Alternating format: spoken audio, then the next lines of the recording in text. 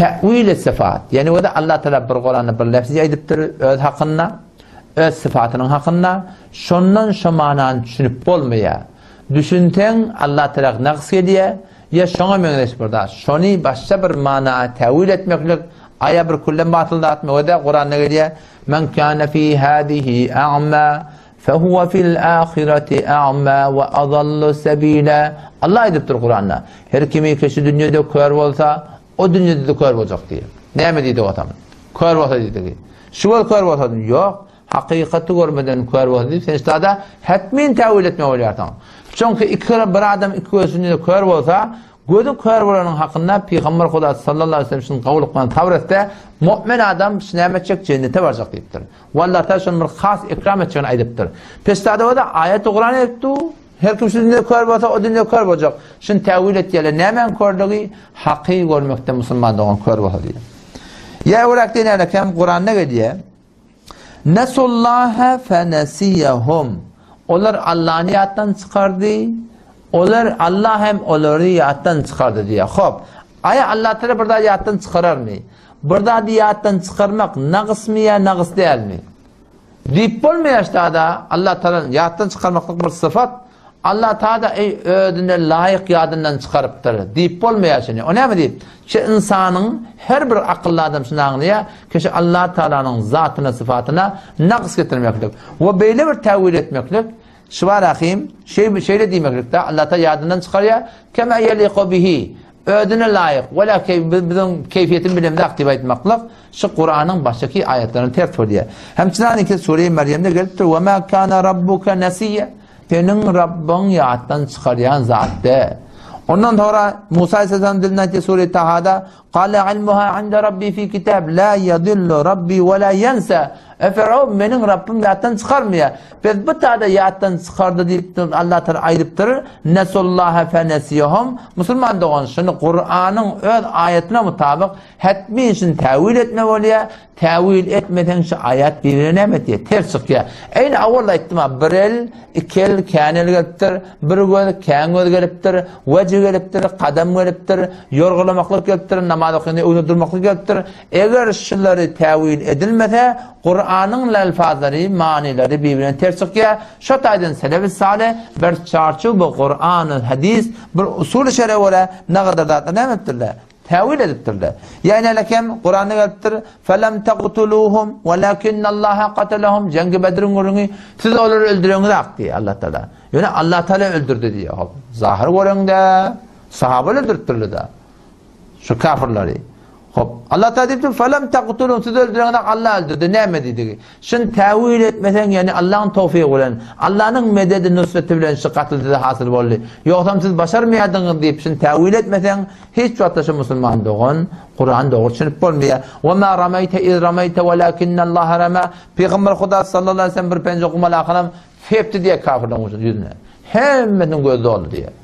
Allah diye sen soruları çağabren bellana Allah belledi. Ne mi dedi? Yani bu yetmeklik, bu varmaklık senin kudretinden hariç, bu Allah'ın kudreti bilen şunun gözlerine bardı deyip de şunu şu tevil etmeden Müslüman doğan. Şuna ne mi demeli? Ya Allah Teala belli yaptır yani ödüne layık. Kema yeliqu bihi deyip olur mu? Hatmi işte tevil etmeli Müslüman doğan. Öylece İmam Bukhari rahmetullahi aleyh'ten tevilini İmam Bukhari rahmetullahi tevilini getiriyor. Onu nereden naklediptir? İmam Bukhari rahmetullahi aleyh Peygamber Kuda sallallahu aleyhi ve sellem bir at biniyor. O atı minip de vecettuhu bahren derya gördüm ben dedi. Derya at, derya cur gırana. Şun tevil ettiği ne mi dedi? Beter bir gitmekli gavi. Çafanla öyle bir derya yarak cahili. Kaygısız var ya deyip ayttık diye. Nerede getirttir tevili inelekem? خلق أفعال العباد والرد على الجهمية إمام بخاري رحمة الله عليه كتابي سفي سد نوثن وذا إمام بخاري رحمة الله عليه تاويل إدبتر قلبت كلن تاويل باطل لبالخيم شبر هدت بلن شدت بلن ذات ياد مقام مسلمان دون شبر أولو خمر يرنسك يعني ondan sonra geriye evrecekte şunu müdeş İmam Bukhari rahmetullahi aleyh feyelhakallahu tebareke ve teala minhu diptir.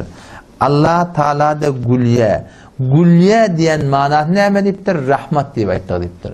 Gülmeklik ne tevil ediptirler? rahmat mana alttır Müslüman doğan. Nerede geliptir? Görecek olan inalekim Seyyid Bukhari'da da şerik edip vermeliler. Ravahul Bukhari fit tevhid babı kavlillahi teala vucuhu yevme idin nadira. Hadis 7437 çaplar muhtelif, şımarı güzaydı bazı muhtelif bota bolar. Her kim barıp görecek bota Müslüman doğan barıp şunu ne damali. Göramali esma-i sıfat ve hakidede seffe 378'de şu tevil sıfatın hakkında ulamalar Müslüman doğanım şuna mengdes zatları kan yazıptırlar. Ama gelip şu mevzunu kullen bir inkar eden şeklinde tevil sıfatı bilkul batıl edip aya mi tavan sıfatı Xudavandra tevil nemud. Ondan sonra pes müşahhas şud. Herkes bir ayet ve sıfatı Xudavandra tevil kunet.